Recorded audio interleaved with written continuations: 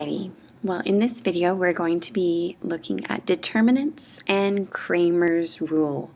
We're still working with matrices, so why don't we get started with our objectives? The first is to find the determinant of matrices that are 2 by 2 and 3 by 3 in dimensions. Then we're going to solve a system of equations using Cramer's rule. And our last objective is going to be to find the area of a triangle using a determinant. Let me get started by defining what this mysterious term determinant is. A determinant is a real number associated with a square matrix. So let me show you what that looks like. If you have a 2 by 2 matrix, the determinant of that 2 by 2 matrix is the difference of the products of the major and minor diagonals. So you would write that det of your matrix A, and its dimensions are 2 by 2. The way to abbreviate that, we write the name of your matrix, which in this case is A, inside of two just bars, and those, when you're working with matrices, you know represent the determinant of matrix A. So if our matrix had the following elements, notice now we write those elements in that solid, straight vertical bar. And another term you may have wondered are, what are the major and minor diagonals? Well, the major diagonal is the diagonal going down. It is AD. And the minor diagonal is CB. And we're supposed to take the difference. So that would be AD minus BC. So you take the product of your diagonals and find their difference. Let's do this together so that we can find the real number associated with this matrix. All right, we have a 2 by 2 matrix, and because it is inside of those vertical bars, it doesn't have a bracket, but it's the bar, we know they are asking for the determinant. So let's write the difference of the products of the major and minor diagonals, then we'll simplify. Our major diagonal will be 3 times 4. And we're going to subtract from that our minor diagonal, which is 2 times 5. Let's now simplify. That would be 12 minus 10, which we know is 2. So 2 is the number associated with this matrix. It is the determinant of this matrix. And we're going to see some applications where determinants are used, and they do connect with those image modifications that we talked about at the start of this section.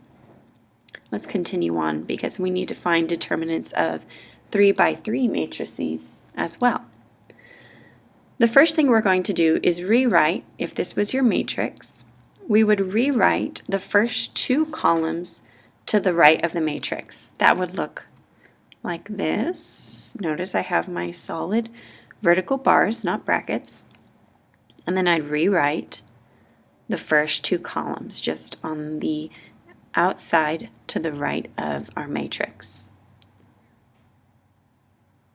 Okay. All right, next what we're going to do is with the matrices rewritten with the columns, those 2 columns on the side, we're going to find our diagonals. So the first diagonal, the first major diagonal, going from that top corner down, would be the product of A, E, and I. We'll add to that our next one. Notice that there are going to be a few that we can make. It'll be B times F times G. This is our last diagonal. It'll be C times D times H. Those are 3 major diagonals, and you would add those all together. Now our minor diagonals go from bottom to top. It'll be G times E times C. You'll add to that the next minor diagonal, H times F times A, and the last one, I times D times B. So you would find the sum of those products and the difference of those majors take away the minors is going to be your determinant. Let's work through this example. Your first step is going to be to rewrite that matrix with those vertical bars and then copy the first two columns to the right. There you have it. So 2, 5, and 7, that first column is just on the outside, and then 1, 3, and 2. Next, we're going to find the sum of the products of our diagonals. So that'll be, our first major is 2 times 3 times 6. And then we'll add 1 times 4 times 7. And lastly, 3 times 5 times 2. That's our last diagonal going down, our last major diagonal. And I'll give you all a moment to find the sum of those products.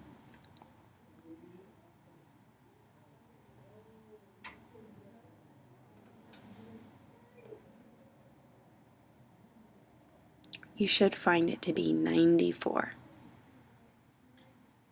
Now we work with our minor diagonals, so starting from that bottom corner, 7 times 3 times 3 is our first product. Then it'll be 2 times 4 times 2. You'll add that. And then the last product is 6 times 5 times 1. That is our last minor diagonal. And now you could pause this video and find the sum of those products. All right, let's check. You should find it to be 109. All right, now our last step is to subtract those two sums. It would be 94 minus 109, which gives us negative 15. And that is the real number associated with this 3 by 3 matrix. All right, now you heard mention of Cramers rule. Cramers rule is a way to solve systems of equations. So if you had a system like you see here, we know that we can rewrite that as a matrix. We saw that in a previous lesson. It would look like these 3 matrices in an equation where that first matrix, we could call it A. Those are all the coefficients of the terms with variables. So 5 and negative 3 and 1, that's what's in front of the x there, an almighty 1, and 4. That's your coefficient matrix. It would be multiplied times your variable matrix and set equal to your constants. That's your constant matrix there. So now that it's rewritten and we have matrices, we can begin to use Cramers rule to solve it. This is a really nice way to do this. So we would create 2 more matrices, replacing the coefficients of the variable you're working with the constants that are found in your constant matrix. That would look, let me just highlight this for you, the constants, there they are, 9 and 11. So if you have, we would call it matrix A sub x, so the variable that you're working with is x. Notice, where are your constants written? There they are, 9 and 11. That is in place of 5 and 1, which were the coefficients of the x terms. That would be the matrix A sub x.